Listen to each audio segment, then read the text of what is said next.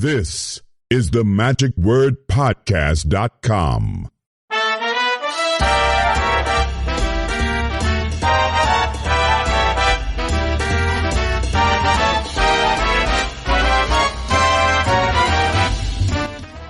Hello, this is Scott Wells for the magicwordpodcast.com. Typically, when we're off to a convention, you hear that we are in the airport waiting on my magic carpet, and also having a donut from Dunkin' Donuts. A little bit different today. We are going to the Texas Association of Magicians. I believe this is the 77th annual convention, and it's going to be in Fort Worth, Texas. And Bronson Chadwick is the president, and it's going to be a nice weekend from the standpoint that I don't think we're planning on having any rain or excessive heat or anything, so it should be a nice time to visit among friends while we are there. And as I said, we're not in the airport, so where is Scotty today? Well, it is Friday morning on September the 2nd, which is the first day of activities, and going to miss a couple of things that are going on this afternoon. I'm not sure what else is on the schedule, but I believe that Kent Cummings is going to be the first one. Is going to be doing Juggling 101, teaching that at noon today. And it's almost 11 o'clock now, and I'm still a ways away. I'm a few hours away from Fort Worth. And I'm not traveling by myself, but I'm traveling with a person who is a dealer, or will be a dealer, at the T.A.O.M. this year.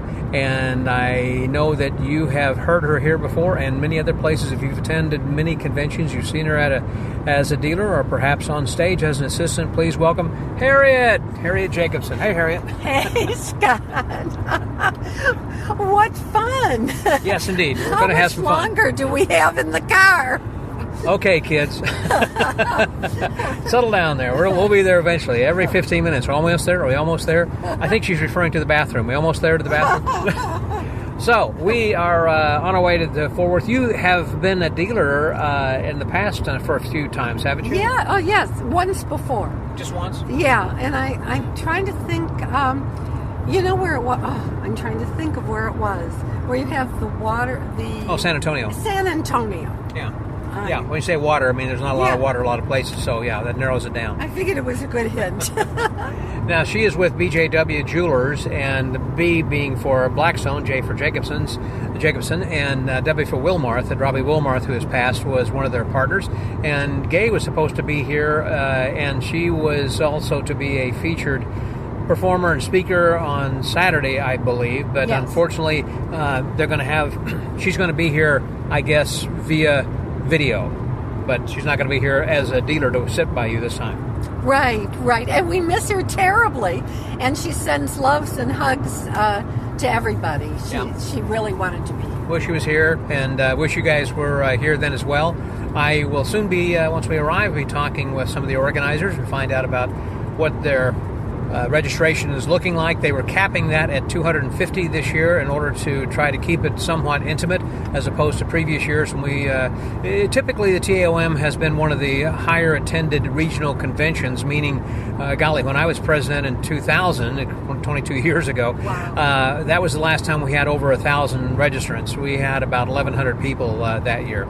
And again, back then, we not just rivaled, but we exceeded the registrations of the IBM and the SAM. But all conventions are pretty much down compared to the numbers they used to be for a variety of reasons, which we won't get into here today. But again, they were capping this at 250, and I think the way that things are looking, they may be closer to 200, because I know they still got registrations available. So if you're listening to this, you might want to consider coming on Sunday and Monday. We have still a full day of activity on Sunday. This convention report is going to be combined with Saturday, so it'll be really a day and a half, if you will. It'll be a full day on Saturday and the half day of stuff that's happening here today. So it'll be a combined convention report that you'll be hearing. And likewise, I will then be giving another report that'll be combined Sunday and Monday, because Monday will just be a half day then as well. And I'll release that sometime later on Monday. So anyhow, one last thing. You're looking forward to this convention, are you? Oh, I can't wait to see all our friends and learn a little bit about magic, a little more magic, and Have they told you new adventures? Have they told you about how many dealers are expected? Oh, no. Okay, I'm just curious if they're... No, I'm not sure. Okay. Well, we'll find out once we get there. And we're just still about 2.5, 3 hours away, I guess, from here. And so once we arrive, we'll be talking with some other people, and you will be our guests. Even though you may not be registered, you are registered for free when you listen to the Magic Word podcast. So thank you guys very much for listening, and we will see you in Fort Worth. That was Harriet, and this is Scotty out.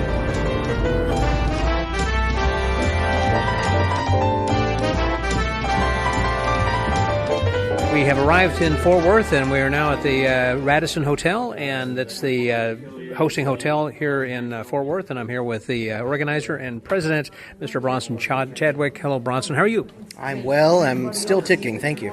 Have you had much sleep yet so far? Not at all. And by the next 3 days, when I ask you later, you'll probably still say the same thing, no sleep. That's correct.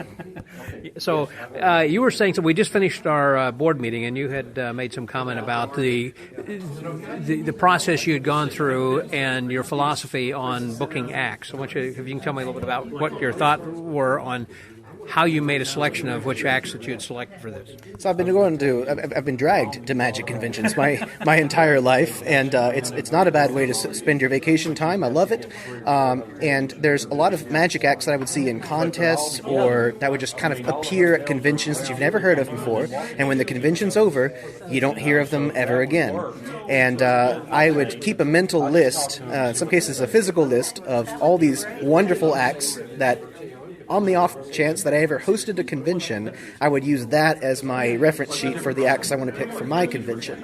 Acts like Jeanette Andrews, who I'm very, very glad that we had come to this convention. I'm looking forward to seeing her show tomorrow night. Sylvain Jusen from Luxembourg. All these...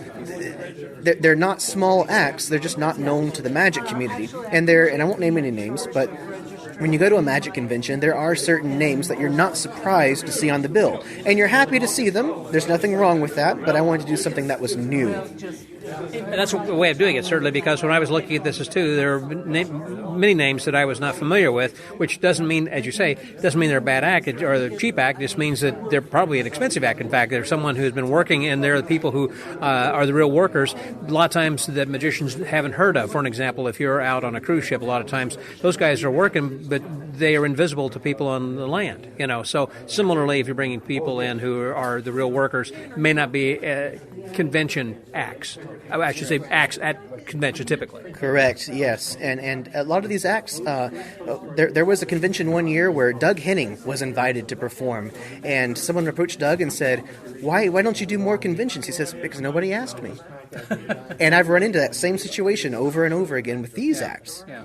And you also, this year, your intent was to keep this at 250 top registrations. What were your thoughts on that? Having that exclusive number of magician registrations was very important to us. One, because we went with a smaller property.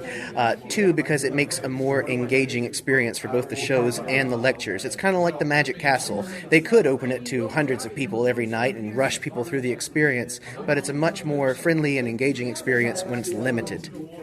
And as far as registrations, are we around 200 or 225? I mean, in other words, there are still some registrations left of people who are listening to the podcast saying, hey, I want to come, I'm close enough, I want to run over and register. They can still do that, obviously. But we are actually running almost right at capacity. We have maybe 3 registrations left. Oh, so if you're interested, better hurry. Get on down here, yes. Another thing I was excited about, and we'll talk to Bob Emery sometime during this weekend, who is the Trophy and Awards Chairman, about the contest. I understand we have a lot of contestants this year. We have, and it blew me away, we have 19 contestants across all 3 of our contests. T.A.O.M is a little different than most conventions. We have a close-up contest, a stage contest, and then a comedy contest, which happens on stage. And we have, without giving away any names, we have some people that are doing all 3 contests.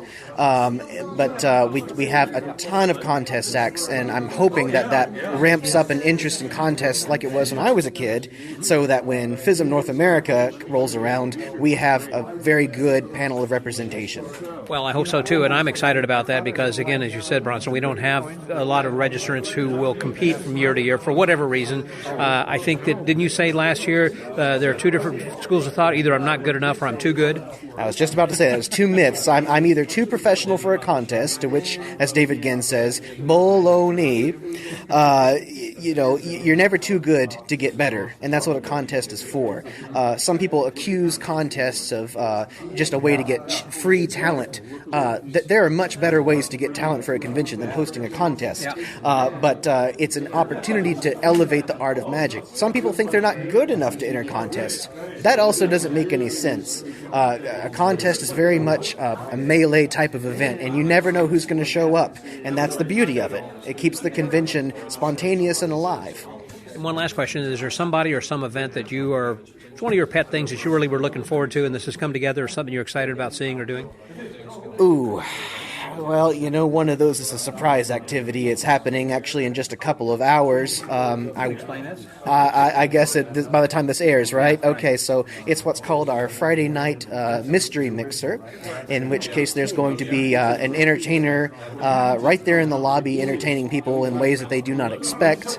But more importantly than that, there's going to be your convention badge, which has 3 blank circles on it, and 3 little question mark circles. And on those 3 circles, you can place 3 stickers. They look like Boy Scout merit badges, and each has a symbol on it that expresses your potential interests in magic. That could be anything from card magic to manipulation to stage illusions to collecting and history to gospel magic, you name it. You put on your badge the 3 topics in magic that interest you the most. And that stirs up conversation in the hallways. It shows the T.A.O.M. what kind of magic that you like to do to help cater to that audience in the future. It stirs up conversation in the dealer's room, keeps dealers from asking awkward questions like, what kind of magic do you like to do? And so on and so forth. So I'm very much looking forward to seeing that. That's an exciting and original idea. I haven't seen it. There's also a good idea of doing this as an opening mixer on the Friday night, so throughout the weekend when people see those things, saying, I didn't know that you like doing this, or it is good for stimulating conversations, and congratulations and plaudits for that. That's a very original idea. Good job. Thank you much. I look forward to Stan Allen stealing the idea. And so we will be chatting towards the end of this as well to see how this all came together, if you're happy with what happened at the end. So, Bronson, thank you very much. Congratulations and good luck for the week. Thank you so much. For the Magic Word Podcast. That was Bronson Chadwick. This is Scotty out.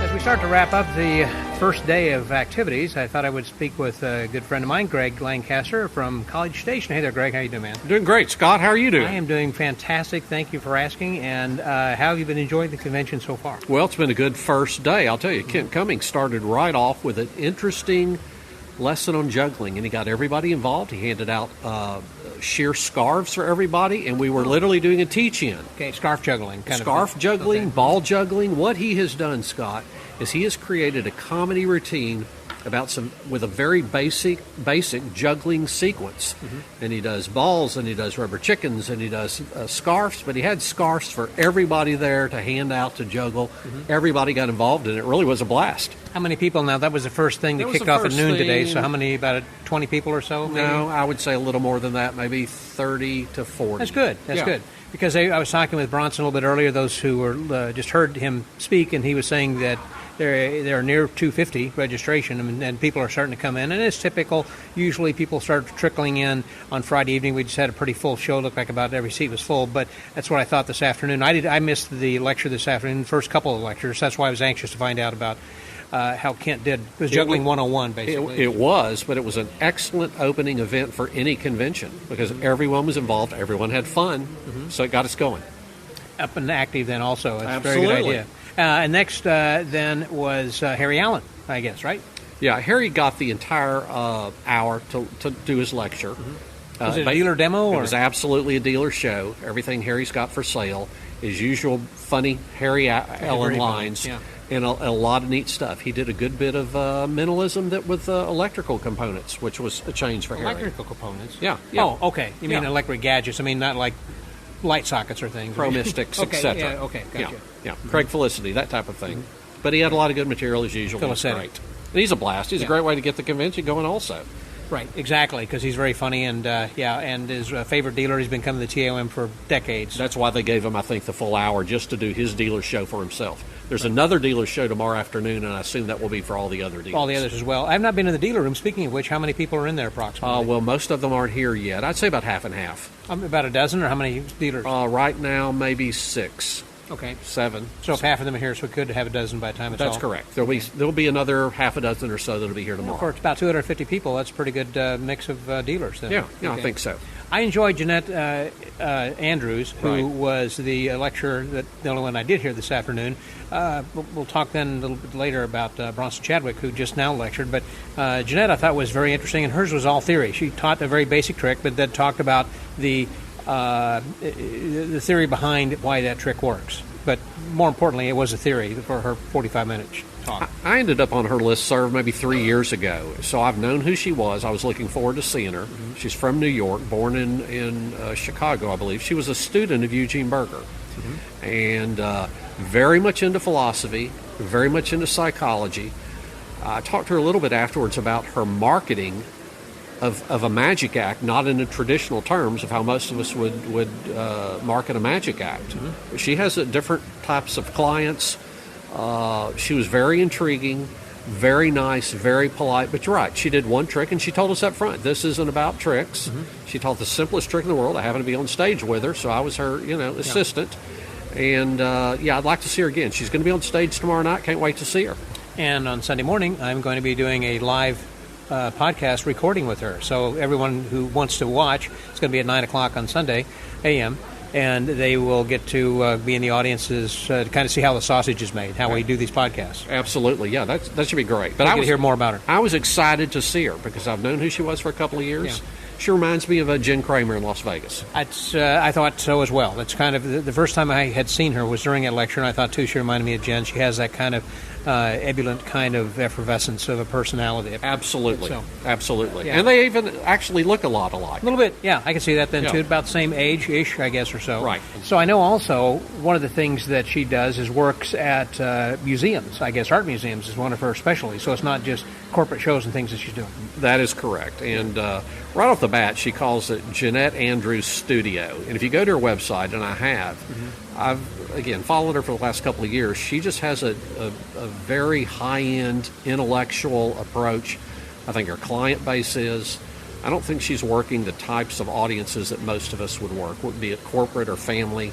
She just has a very interesting niche. And she when I told her that was my perception of her, she said, thank you for noticing that, because there are not a lot of people that would have picked that up. But that's exactly how I interpreted her to be, and that's kind of who she is. Right. Very nice young lady. Then, again, you said she's going to be in the show then tomorrow night, but then we had the evening show, and it kicked off then with Harry Allen. We talked about him.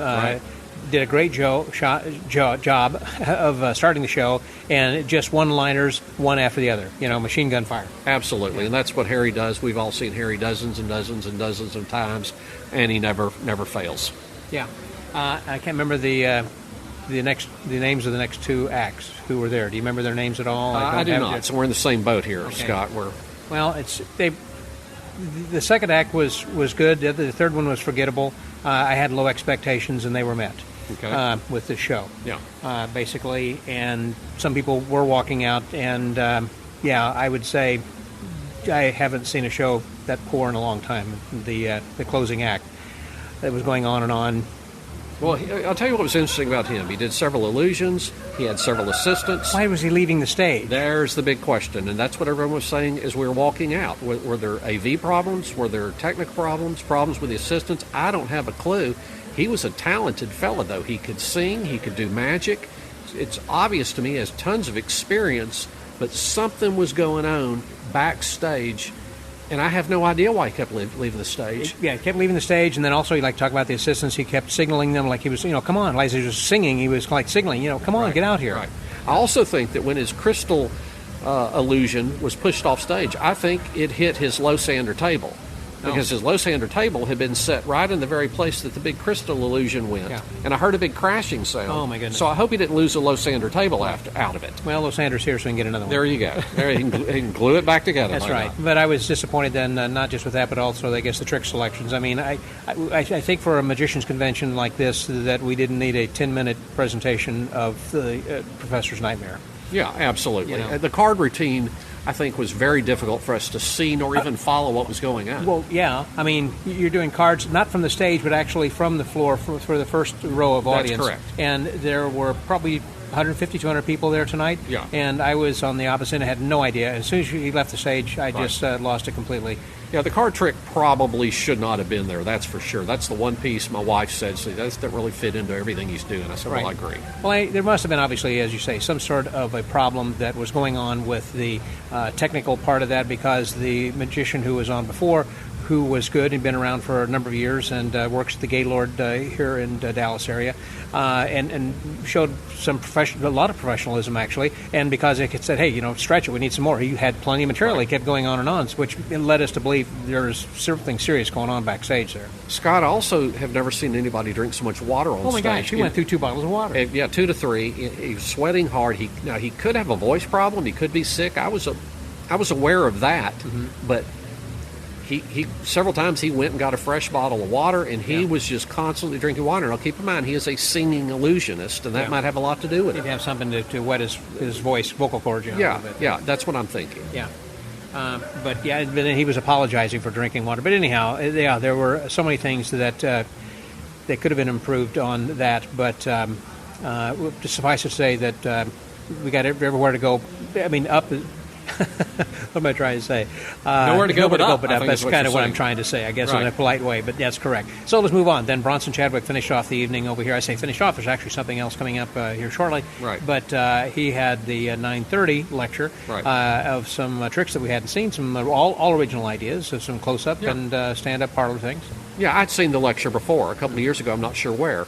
But they're all original ideas, very clever ideas. And he got some good responses with a number of these things. And they're practical things that anybody can do. No question about that. He didn't have a lot to sell either. That's correct. And that was something like, again, go back to Jeanette. She had nothing to sell. Right. She basically said, if you like my slides, you can here's the website, go and view them and send me a donation if you want. And that was basically it. Absolutely. Absolutely. And I guess probably Kent didn't have anything to sell as far as his juggling scarves or anything? He had juggling scarves. And quite honestly, he had 3 juggling scarves in a sack and some instructions for $10. So, I mean, he's effectively selling them for what he probably bought them for all practical purposes. Right. And one of the things I realized with his juggling scarves is I believe that Michael Amar's coins through silk that uses that sheer silk, that see-through silk. Right. I think those scarves, the juggling scarves, can be used for Michael Amar's coin trick. Because they are very lightweight and sheer. Absolutely, and I do that routine, and I think a lot of magicians do. So, it's a great routine. Yeah, it was a great routine, and again, going back to Kent, he's got a really good idea on simple juggling, how to make it overall entertaining. Is very well thought out. And tonight at 11 o'clock, here we are, and it is 11 o'clock. I guess we're about ready to start whatever, and there's supposed to be something else going on. I'm not sure what that is. I believe it's not a seance, but it's not mentalism. This is not their Bazaar night, is it? I think kind it's of a Bazaar thing? night tonight. Oh, okay. And I believe this could be the man that did it last year in Pflugerville in Austin. I'm not for sure, but he said he wanted to come back, and this could be his time slot tonight. Yeah. All right. Yeah, I haven't looked at the program intently to see what all who's going to be here and who's here. But for those of you who are listening, stay tuned, and we will fill this in then later as to what some of the names of the acts were, and we apologize. Absolutely. Thanks, Scott. Good to see you. My friend. For the Magic Word Podcast, that was Greg Lancaster. Scotty out.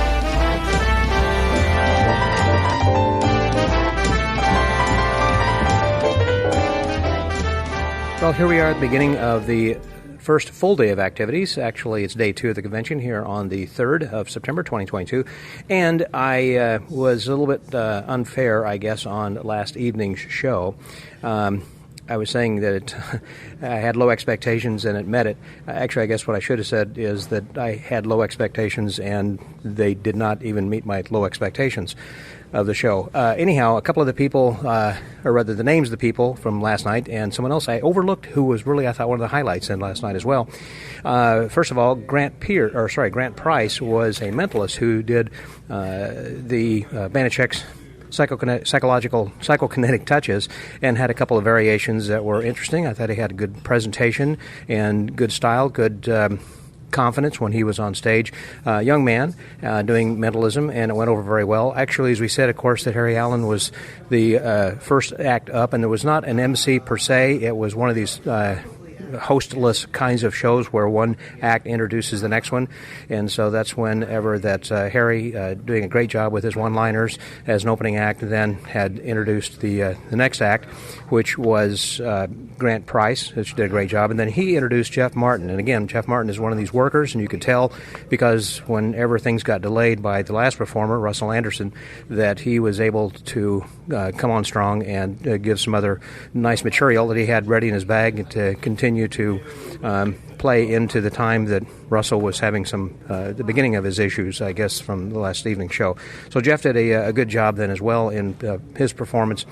And then, as I said, the one who was completely unprepared and had no business on stage then last night, I thought, was Russell Anderson. It was one problem after another that was a train wreck from start to finish. I felt like he was going off stage and leaving a lot of things that you just heard Greg and I talk about that were very unprofessional, and an act from the local Magic Club would have been much better that you've probably seen than the past. So anyhow, that was again, wanted just to correct that a little bit and also give you the names of some of the people, or all the people who were in the show then last evening. And so now we're getting ready for the breakfast, the Willard Breakfast, which the Order of Willard is for those who have 25 years of consecutive service, or I should say membership, or more within the T.A.O.M, and we're a growing group of old guys and gals who are coming all the time. So that's where we are then right now.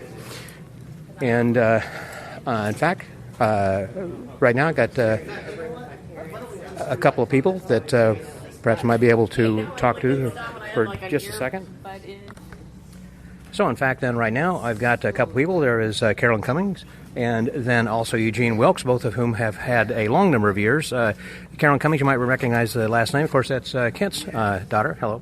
Hello. And Eugene. Hello, how y'all? And so that's this way that you can differentiate your voices. Yeah, right. So, Yeah. So Eugene, you just celebrated a birthday yesterday, but also you've been attending for a very long time and come from a history also of great T.A.O.M magicians, as does Carolyn. Yeah. Yes, sir. I've enjoyed my time here at T.A.O.M. It'll be 50 years in 2024, so I'm looking forward to that. Wow. And do you have any great memories or something that was a highlight of some of the past years, or someone that you met, or something you've learned, or, I mean, just something that stands out? Well, there's a lot of old people that aren't with us anymore that meant a whole lot to me. Of course, that goes without saying, Ralph and Gloria Markham and Nolan Stella Coward. You know, they were the first people that really met me and took me under their wing, so to speak. So. Mm-hmm. And you used to come with your mom all the time, I guess, from probably you were a kid. Oh, yes. Yeah, I used to bring Mom. Mom was a ventriloquist, and she was in my show. Can you explain who your mom is? Explain who Mom... We'll tell your mom, the listeners, so they know who your mom is. Oh, okay. My mom's Joyce Wilkes, and she's an award-winning ventriloquist. She's the only woman that's ever won the best distant voice in ventriloquism at the ventriloquist convention in Kentucky. And she's won several awards and everything. Unfortunately, she passed away about 4 years ago, and I've been going through her advertising and all her puppets and everything, and I don't know exactly what I'm going to do with all that stuff. Well, got a place for it. Absolutely. The Fantastic Magic Center will probably love to take it. Yeah, Kent Cummings has a great place over there that's got a lot of things from magicians, particularly throughout Texas, and so it might be of interest over there. And you come from a fine heritage then as well as being assistant and helping David Hiron, and as well as your dad and other people. Absolutely. I have assisted some of the best magicians I think of in the world. Mm-hmm. And did you ever see Willard? Was at the Willard Breakfast. So, Eugene, did you ever see Willard since you've been around for that long? Oh, yes. Yeah. I saw him just before he passed. Yeah. Mm-hmm. Oh, I love that because I love the old tent show magicians, and that's what Willard did. He traveled all over with the tent, and everything. And it was really nice. I got to talk to him, so it was exciting. But I was a real young man at that time. That's quite a memory. Well, Carolyn, you weren't even born back then, of course. Probably not. Although, my dad, I was joking upstairs that my dad had gotten my membership for me when I was about 5, so I'm not really that old. Right. I'm actually turning 50 this year in just a few weeks. So, oh, wow. Yeah. Well, good luck. Good luck with your celebration of your birthday then as well. And so what are some of your memories then also of T.A.O.Ms? I know coming with your mom and dad then also, but... We have been coming to conventions for as long as I can remember. It's my mom's birthday weekend also, so we always celebrate her birthday.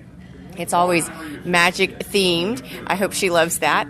And it's just great. We were talking yesterday about how, the magic community is aging. Most of the people that I grew up with, as Eugene said, are no longer with us, and that's a sad sight. So I look forward to seeing a lot of the younger magicians, rising up and being the new greats.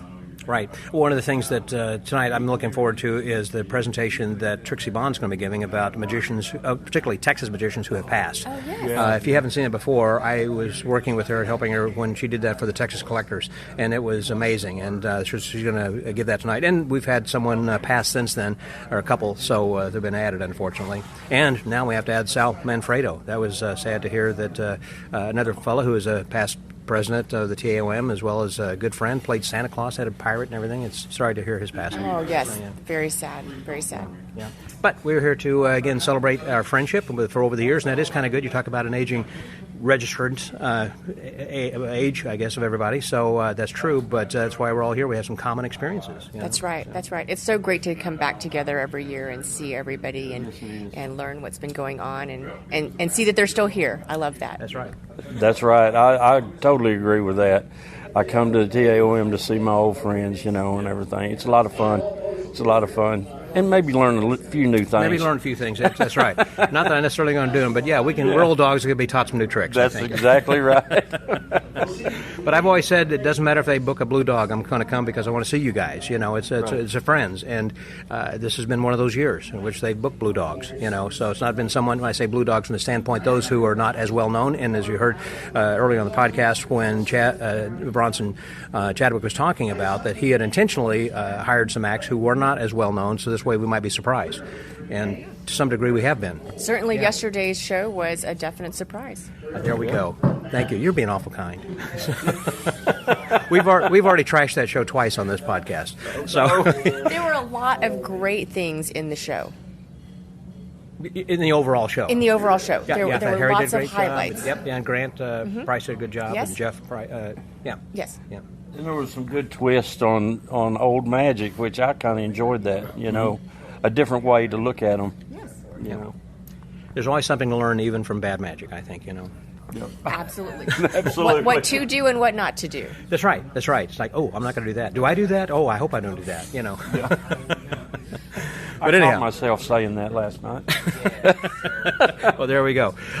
So, listen, it's good to see you guys. Thanks very much for your time. Thank you. Thank you, Carolyn. Thank you, Gene. So, the Magic Word Podcast. That was Eugene Wilkes and Carolyn Cummings. Scotty out.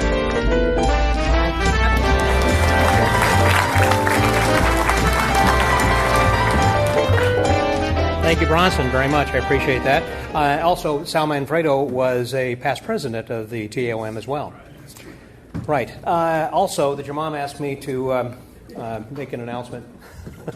That is that I think she said your lights were left on in your car or something. And dinner will be at 6. Be home early. No, she said that some car keys were left at the registration desk, so someone who's not going to be able to get to their car, by the way, your keys are no longer at the registration desk, but instead they have been moved over to the main registration at the hotel desk.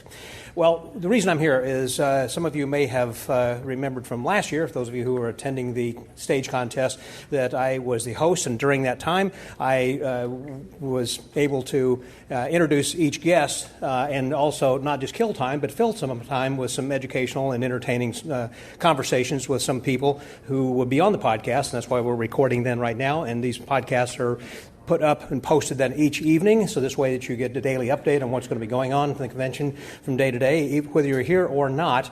But also, it gives me, again, time to talk with a few people to add to this. And so they're kind of like what I call elevator talks, because they're very short. Obviously, we have very little time between acts. We have 9 competitors today, and between the first and second one, there's going to be a fairly quick turnaround, so I'm not going to be having the first guest until between the second and third one.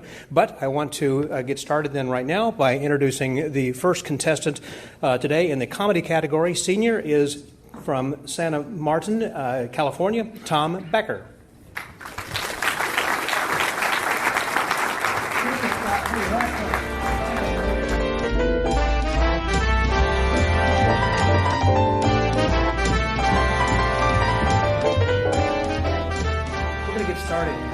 With my first guest is someone who should be familiar to many of you. If you ever watch CNN, he has been behind the scenes. If you read The Linking Ring, he has been behind the scenes. He's been in front of the camera then as well. He was the one who was the CEO of CNN Chile, who got that started down there. Is now retired and living in San Antonio. He's from Eagle Pass originally. There's so many more things that I could say about this great man, aside from being a past international president of the International Brotherhood of Magicians. Please welcome my guest then right now, Rolando Santos. So, Rolando, you've been working with the Linking Ring for a long time, and you're working with Sammy Patrick Smith. Exactly what is your role? I mean, do you write articles with them, or how do you go about trying to figure out what's happening? Or what do you do? How do you work with Sammy? Actually, technically, I'm the assistant editor. Wow, I didn't know that was that heavy. Right. Made that noise, so sleight of leg. So my official title is the assistant editor of the Linking Ring, and I've been doing things for the Linking Ring for 25 years or so. And I do a little bit of everything. Sometimes I'm editing, sometimes I'm copy editing, sometimes I'm writing articles, other times review. I mean, I am the longest tenured reviewer for the Linking Ring at 24 and a half years. Okay. And so I do a little bit of everything, which is kind of fun. Thank you. Yeah, really. Thank you very much. Because there isn't a job there, going back to Phil Wilmarth, that I haven't done at some point. Just like my journalism career, it started on the radio in Eagle Pass when I was 15 years old, and there isn't a job in a newsroom that I haven't done except design a website. That's not my thing. But you've done a little bit of everything else. Again, starting, you had gone to Texas A&M in the journalism school. Right. Is that right? Yep. Whoop, there we go. Member of the Aggie band. Whoop! And so, I sent both my boys there, 7 years each. So they should be doctors. And so, we got a Wells wing there somewhere, I'm sure. In doing that, you go back and you actually help journalists as a visiting professor, I guess, from time to time? And not just journalists and magicians. This morning I gave a talk to the Willard group about Evoking Connections, and that is a way, actually it's an Emmy Award-winning style of writing where you can quickly connect with an audience using 6 emotions that are just universal. And what are those 6 emotions? So it's anger, fear, sadness, happiness, awe, and hope. If you touch on one of those emotions, not only are you going to connect through magic, it's the way we connect through everything. Whether you realize it or not, you're doing it. And what I'm trying to do when I'm connecting with you is trying to create images in your head that you're going to relate to. For example. Okay, so if I were to say to you that there was a fire at an apartment complex here in Fort Worth, 200 people are homeless and 2 people died, I could say that. That's not a problem. But if I said, that's right, but if I said 5-year-old Trixie and her teddy bear don't have a place to stay tonight, her apartment complex burned down, 200 of her neighbors are homeless and 2 people died, which of the 2 are you going to remember? All right? Now, there's even another way of doing it, and that would be saying something like, flames swept through an apartment complex in Fort Worth. 200 people are homeless, 2 people died, and the heat was so intense, it melted the aluminum chairs in the community center. Same information, 3 different ways. Why? Because it's 3 different audiences. The first simple version would be for an audience first thing in the morning because they're getting dressed, they're getting ready to go to work. They kind of want to know what's going on, more the weather than the news, but it's important, right? The teddy bear would probably go at noon because that's where you have the largest female audience.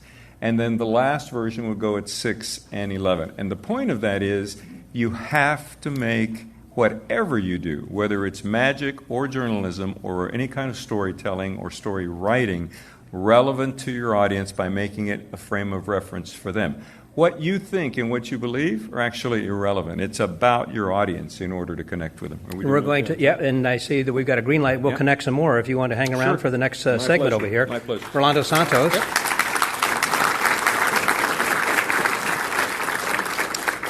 Our next performer is in the junior stage from Saginaw, Texas. Please welcome Zoe Kaiser.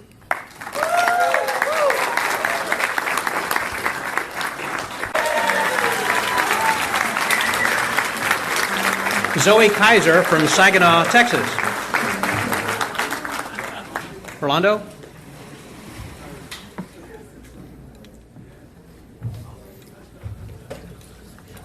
That's a tough act to follow, man. Hope you brought some candy. Huge, smart, that's right. For all of us, for the group. Very, very poised. I can't say that. Because I'm the host, and for no, contests, I can't say. It's all right. It's my thing. So, see, reviewing all the time. I mean, it just... That's right. It's just natural for you then. You had mentioned before, when you open your speeches and you talk to people, there is a memorized thing, and I think it is phenomenal, the way you worked this out over 2 years. Do you mind repeating that to the group over here? Because that tells you a lot about you then also. No. For the last 48 years, I've traveled the world as a journalist. I've been shot at, actually shot at a few times. I've been stalked by a satanic cult, followed by communist spies. I've gone toe-to-toe with gangbangers. And I've also had serial killers and murderers who tell me that I'm at the top of their kill lists if they ever get out of jail. I've interviewed kings and queens, presidents, sports stars, movie stars, and men on the street. I've interviewed everyone from the head of the Church of Satan to Mother Teresa. I've seen some things that have fascinated me, terrified me, and mystified me. And that's what I want to share with you today. A little history, a little mystery, and a little magic. How about that? Now that's the way you open a show. That gets attention and provokes an emotion, right? In 45 seconds. Right. So in 45 seconds, you know who I am, you know the name of my company, and I absolutely guarantee you, you're hooked.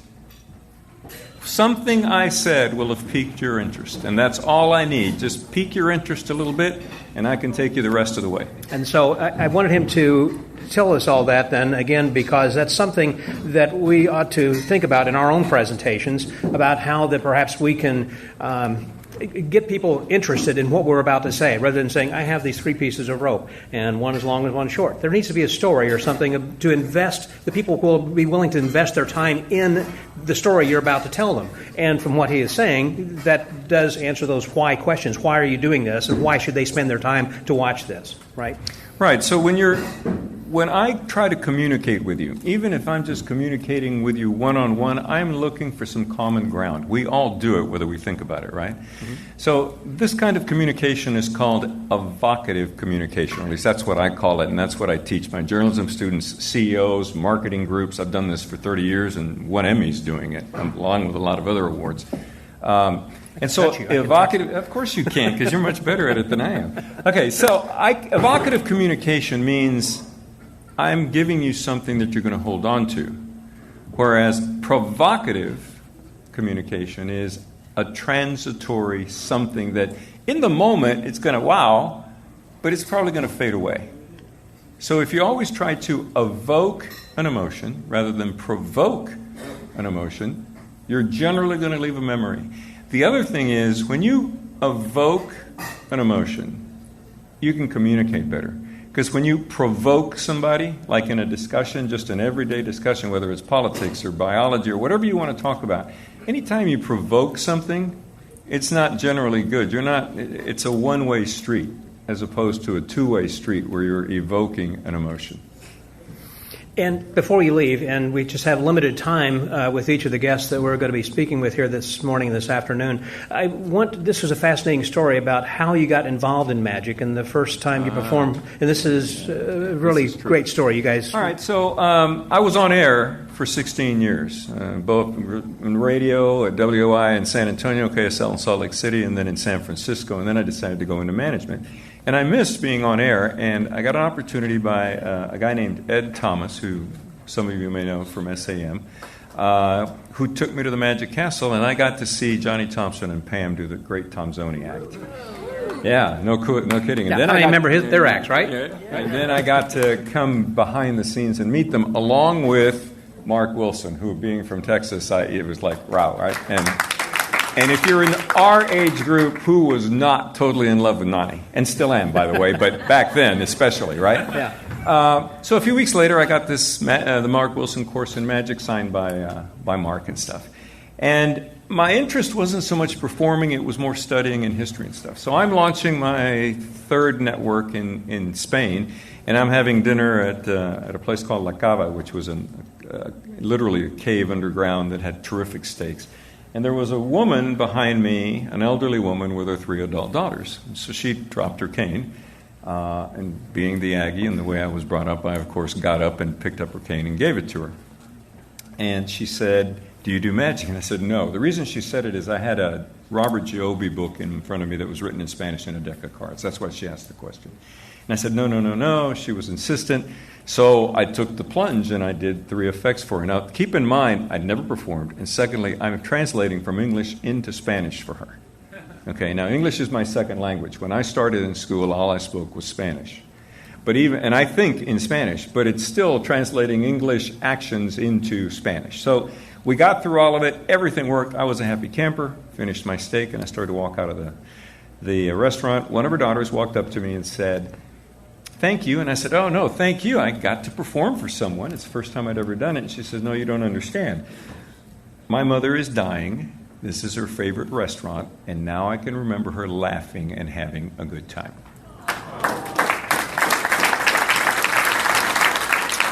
So in that moment, I went from just kind of an interest in magic to deciding I was going to be a magician. And being who I am and the kind of ego from Texas that I have, I called Juan Tamariz, doesn't know me from Adam, and Rafael Benatar, doesn't know me from Adam. I said, "This happened to me, I want to be a magician." And they met with me. Man, when I look, I couldn't even do a double lift, guys. Okay. And they took pity on me, and we had coffee, and Rafael started mentoring me. And that son of a gun, the first thing he teaches me is a Pharaoh shuffle. Think about this, okay? I can barely do a riffle shuffle, much less a Pharaoh shuffle. Years later, I asked them about that, and they had a very interesting comment. They said, "You're right, it was bad. But it was really clear to us that you were not going to be denied. And so we wanted you to learn from the best, and that's us." What a story. Wow. That evokes an emotion, certainly right there, the way you tell the story. It's something that you can tell has been a number of years that you have developed that, and it's a very touching story. Well, listen, we have a green light ready for our next guest. So let's give Rolando a big round of applause. Thank you, Rolando.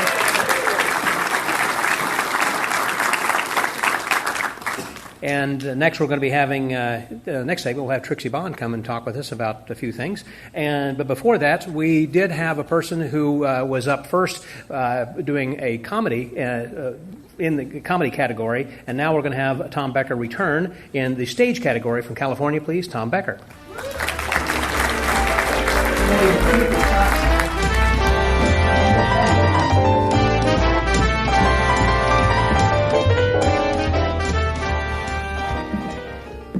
We were at a stage contest here today for the T.A.O.M, and I thought it would be kind of interesting not only to talk with my good friend and practically a sister, is Trixie Bond, but also because that she is performing and going to be doing something tonight and tomorrow that you do not want to miss. If we have time, we're going to get to that. But I first of all want to just talk a little bit about when you first entered, because you're a stage contestant winner yourself.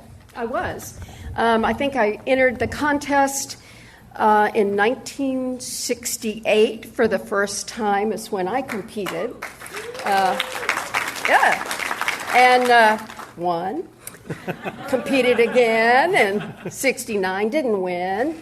The Age of Aquarius, and then 1970 and 71, both of those. Wow. Yeah, as a junior. As a junior, that's right. Did you ever compete as a senior? No. Okay, well, no. you've already won junior, yeah, so that's right. You've already proven yourself, I guess, at that point. Yeah. One of the things that she's going to be talking about then this evening is about Texas magicians who have passed from our past. One of whom starts off with Willard the Wizard, and you were on stage with Willard the Wizard, is that right? And your Yes. father, go ahead, talk about yes. that. Well, I've been coming to T.A.O.M. conventions since before I was born. How many can say that? How many would want to say that? My father was a 65-year-old member, 65 years. He belonged to this organization for 65 years. Okay. Yes. And so I was in utero when I attended my first convention and performed on stage in 1957. Assisted, not performed, but assisted someone that was performing here. So over the years, this has been my family growing up. I mean, I had lots of fathers in this organization, and my friends, all my friends are magicians for most of them, I guess 85%. And I know personal stories about all these magicians, what's happened over the years. And I don't want to give it too away, but... I'm not going to give too much away, but in fact, we're not even going to talk about that because I see we got the green light. You're going to come back in just a moment. We'll finish the second part so you can think about what you can tell and talk about for tonight. So we'll kind of tease you a little bit and introduce our next guest. And thank you, Trixie, very much. Again, Trixie Bond. Careful. You have to tell me to get up. Help each other get up. There we go. Thanks. Yeah, I see those big lines. So our next performer in our contestant in stage category from Garland, Texas is Danny King.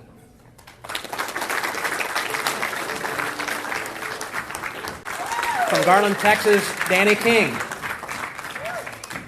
Trixie? As she's coming back up here, some of you, again, might wonder exactly what we're doing. If you haven't listened to the podcast or don't know what we're talking about, I have been somagicwordpodcast.com that you can find, and we have daily updates that we do when I attend magic conventions, and this is my 7th one for this year. Got one more to go later this year, so you can follow my exploits a little bit. So how many conventions have you done this year? I mean, name them. I know FISM, IBM, right. SAM. Did you go to that one? I did not go to the SAM, but I was at Magic Live. Okay. Yep. So it was one other attendee there too. To Colin, to have us get together. Yes, you had COVID and didn't go to Colin, so you missed that one, unfortunately. Thank you, Quebec. That's right. And I've attended all these conventions. Thankfully, I have not been infected or haven't done anything, and able to hug people and shake hands with thousands of magicians around the world. And so it's thankful that I haven't had that, knock on wood, I guess, so far and everything. But yeah, I mean, a lot of conventions that I've attended, and also just last week I was at the Pose Magic Conference in Baltimore, which was phenomenal. And humbly, I received the Blackstone Award there for. Thank you. First time, and it was in recognition of. They said Blackstone had a strong voice. Blackstone Senior and Junior from the stage to be able to speak to large audiences, and the fact that I had the podcast that speaks to large audiences around the world. I'm curious about that Poe. Edgar Allan Poe? Right. What'd you do? Sit around and recite poetry? We didn't. He was a great storyteller, much like Stephen King is then today, and he was more macabre. And the same thing, like with storytelling, that just what Rolando was talking about a little bit earlier, the importance of storytelling in order to elicit or evoke emotions, and that was what I was talking about, because it started off with the Invocation many years ago in Chicago with Tony Andruzzi, and you're going to be talking about Tony Andruzzi a little bit later, and that has a fascinating history. You want to tip any of that at all, or? Well. Tony Andruzzi was also known, his real name was Tom Palmer, and he was a Texan married to Gloria Palmer, or Gloria Markham, as many of us know her. Vampira. Vampira. And he might or might not have been involved in the JFK assassination. As far as the conspiracy goes, yeah. Yeah. So I'm going to be highlighting the controversy with magicians in the JFK assassination. And I did my speech at the Collectors Conference this past April. And I had a number of people come up and fill in some of the blanks. And this story is growing and growing. Unfortunately, as people we talk, well, the story about the JFK, I mean. JFK, Yeah, that's right. We just received new information. Right. Yeah. And from Gay Blackstone. That's right. So. Very fascinating. You'll hear about it tonight. Yes. We're not going to go much further because I see we got the green light going over here. Just be sure that you catch that. What time is that tonight? 9 o'clock, 10 o'clock? 9 o'clock. And that'll be here in this room, I believe? Yes. It is a PowerPoint. Yeah. Oh, you're green. We hope to have a good monitor so you can be able to see this, because the graphics and the videos that we're going to be showing, including some of her. Over 275 slides in a PowerPoint. But don't worry, it's not boring. No. No. The 3 hours will go by like a minute, you know. It's got some animation, it moves, so it's just not blip, blip, blip. So I'll be handling that. I'll be pushing the buttons, and I'll be pushing your buttons saying, move along. Come on, Trixie. Okay. Just like they're telling me then right now then, too. Move. Thank you, Trixie Bond, again.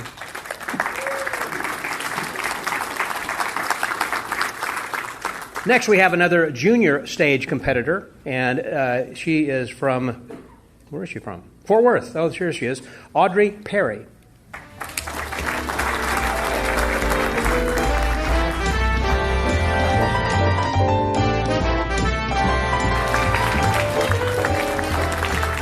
From Fort Worth, that was Audrey Perry. It really is a brand new world. In talking about not just this convention, but again, like we did with Trixie, being someone who has been in contests, and not just in the stage contest, but also in close-up, and one of the perennial competitors, we've got with us one of the performers and competitors not competing this year, Jay Zuga. Hey, Jay. Hey, how are you guys? First of all, Scott, I want to thank you for inviting me up here after talking to the two most intelligent people in the room. Makes me feel good. Okay. You're from Abilene, right? Yes, I am. Okay. You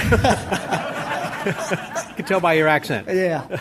Now, you've been working with Eli, your dog, for quite a while. Is that right? Yeah, Eli is actually 10 years old, and we've been doing this. So you have a lot in common. Yeah, we're both old timers. And you both get in the doghouse from time to time. And we both have gotten in the doghouse. That is most certainly true. In fact, it's kind of amazing.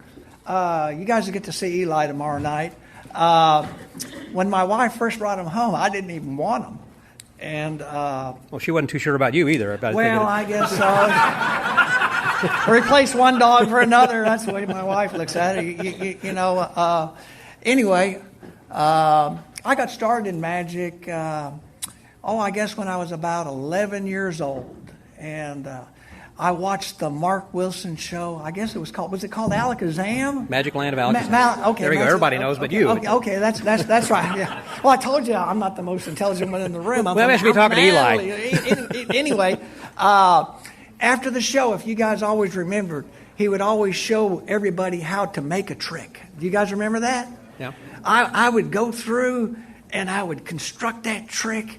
And I spent time practicing it, and I took it to school to show one of my friends, and they said, I saw that last night, on TV. Heck, we only had 2 stations, and that was one of the stations that they watched. In fact, I got to meet Mark Wilson in person in the year 2000, and I got him to autograph the book.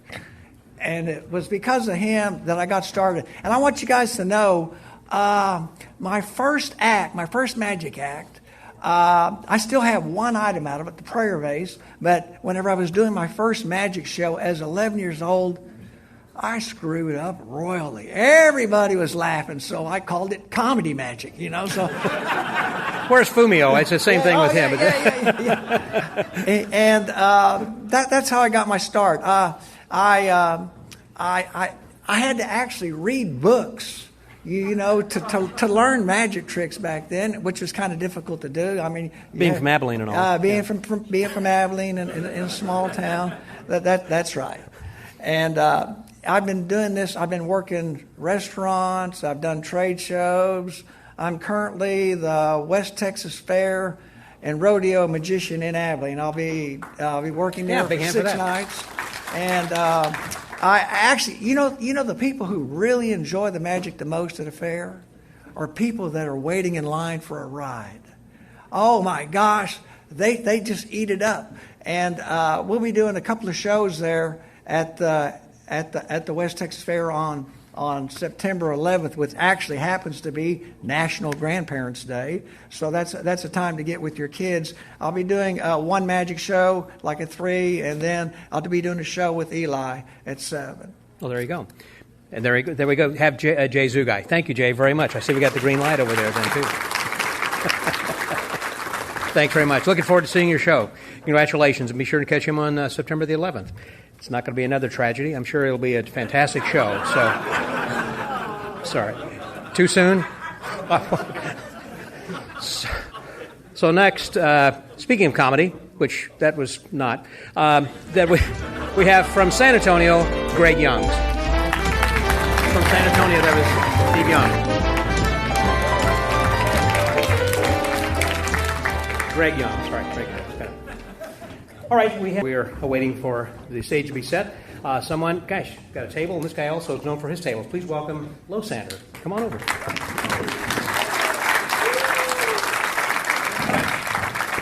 Am I sitting next Going to have a seat right here next to me. That's right, my friend. Very convenient. That's right. So everybody can see us that way. We don't have to take up much time for striking the set or anything. And speaking of a set, one of the reasons I want to talk with you is because you have your own theater now. I was recently in Las Vegas, got to spend the month of June and visit with you and all my friends.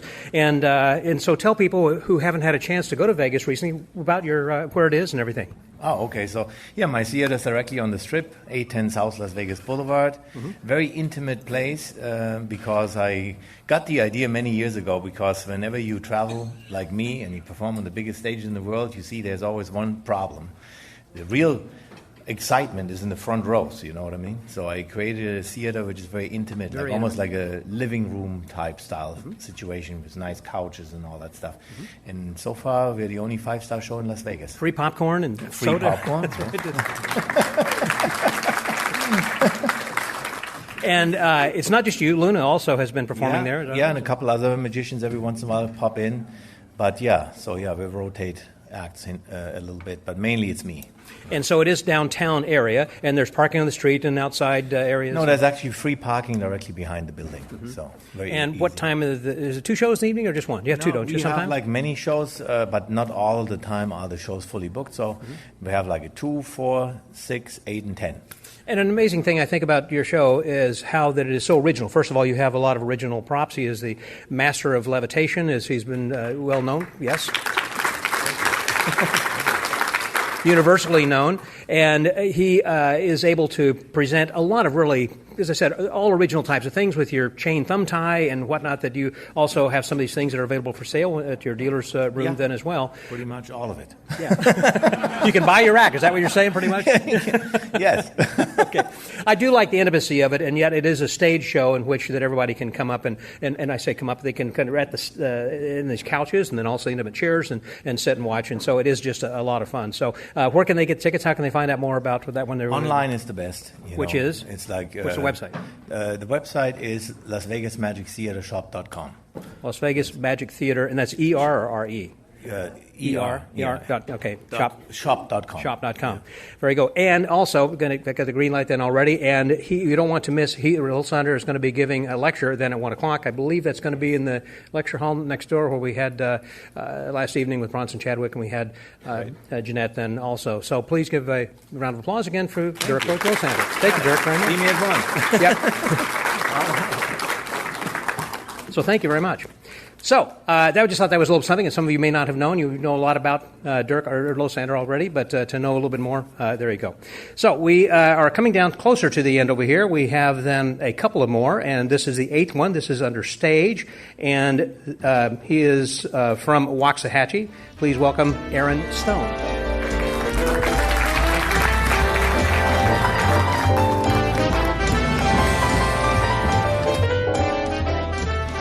So Lynetta Welch is from Las Vegas, as I mentioned, and also it's interesting that you're such good friends with Lupe, and Lupe is a woodworker, and you are a fabric manipulator. Yes. So tell us, what is a fabric manipulator? I manipulate fabric. Well, there we go. Thank you very much. That's good night. Drive safe. Okay. No, I specialize in all things that have to do with fabric and magic. So any tricks or apparatus or anything like that, that's what I focus on. Like if you have a prop or something, for an example, in which that it needs to be recovered, or something that has gotten old, or perhaps if you're a collector and want to brush up something, make it new again? Make it new again. Or if you have, a lot of people come to me who have an idea for something and they don't know quite how to make it work. And so we get together and I can normally figure out exactly how to make. Well, she's going to be talking. Tomorrow's your lecture? Yeah, that's right? Tomorrow's my lecture. Okay, in which she's going to be talking mainly about egg bags. Is that right? No, tomorrow my lecture is the history of fabric and magic. Now, some people may go, that's kind of boring. It's not. I promise. I promise it's not. Anything she has to say is not boring. It's actually really fun. So please come tomorrow at 10 a.m. and see my entertaining lecture. and educational as well. Yeah, and I have a lot of fun things. I even have Johnny Thompson's tailcoat and everything. And his original egg bag? I do have his original egg bag. Yeah, I even have Martin Lewis's original egg bag. I had introduced Martin at a Magic Live one year, and afterwards he said, I want to give you a gift. And you're going to hear this repeated tomorrow. But he gave me this egg bag, and it was the first one his mother ever made for him, and she had gone in her closet and got a scarf out of her closet, and that's what she made the bag. And the scarf was kind of a tartan plaid. It's a tartan plaid, yeah, because this is a Mardeau. Right, the Mardeau egg bag, which is different with the slit that's on the side. It's in the middle. It's in the pattern. Yeah, it's in the pattern, and so in the middle of the bag, it opens up, and half the bag is open. Right. And the kinds of things that you make, and I have several of the things I'd recommend are Devil's Tank, and I just got the last of the Crown Royal bags, the change bags, because I got a great routine from Christopher Carter, who's going to be on, by the way, next year at the T.A.O.M. in Houston. But also other kinds of things that you have for sale. What are the couple of things you got, just real quick? We're going to go to the next my bottle gizmo, which is used for producing a bottle. That's actually not made out of fabric.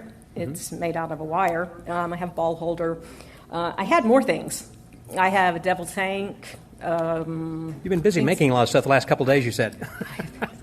I have been sewing and sewing and sewing. I thought my fingers were going to fall off. And I'll be going back home on Monday and start making more. I sit and I sew. So you'll be taking some orders. I will say, by the way, and then we're going to have to go for our last person over here for the last act, but how that you were one of the guest directors or teachers, I guess, last week on David Sandy's Magic Collectors Corner, which is on Facebook, which I would encourage you, if you're interested, to go back and listen into this, in which that we go. It's in your home, I assume, is where that they recorded that? We were in the living room. Yeah. Right. And you had taken out all of these. You had Johnny's jacket as well as all these egg bags, and talked about the history of the egg bag and how that it started from a slit to then the rounded corner, et cetera. Yeah.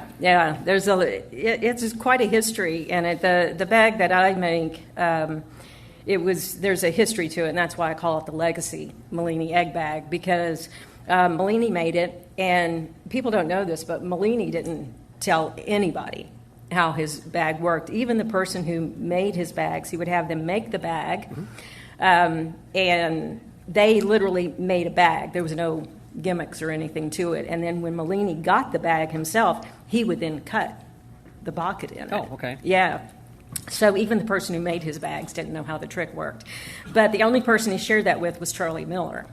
And then with Charlie Miller, he and Johnny Thompson got together, and they worked and really perfected. Created a rounded as opposed to a straight. The oversized pocket, the rounded corners, the size, all of that, the fabric, all of it. It's fascinating. So then Charlie gave that to Johnny, and then Johnny gave it to me. It's interesting also in talking about the types of fabric that you use, as opposed to, let's say, Jeff Hobson's egg bag, which for certain reasons that he uses the stiffer material. But yeah, I like a drapeability to the fabric.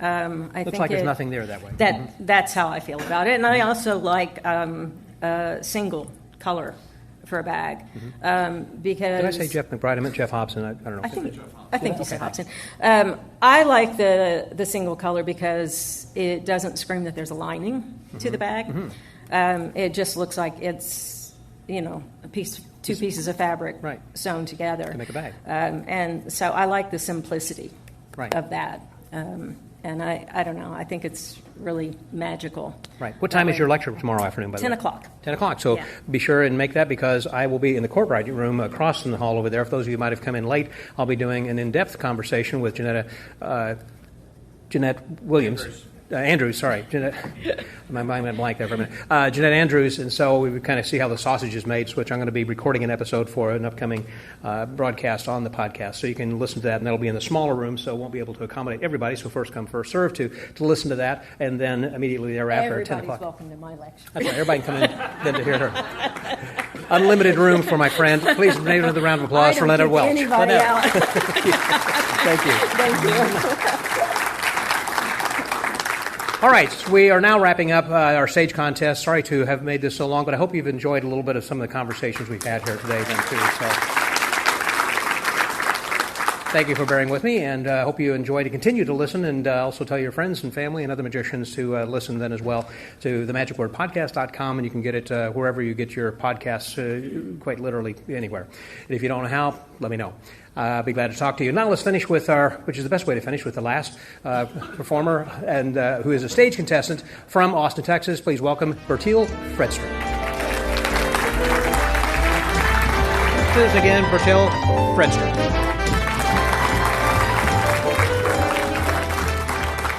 Well, as I said, this wraps up our stage contest. This afternoon we'll be having the close-up contest. Be sure to see that, and I believe that'll be in each of the close-up rooms. And also, following this, we're going to be having Losander doing his lecture, which will be in the room side across from us behind the wall over there. Then now it starts at 1 o'clock. So if you can please exit to your seats. Thank you very much, and Scotty out.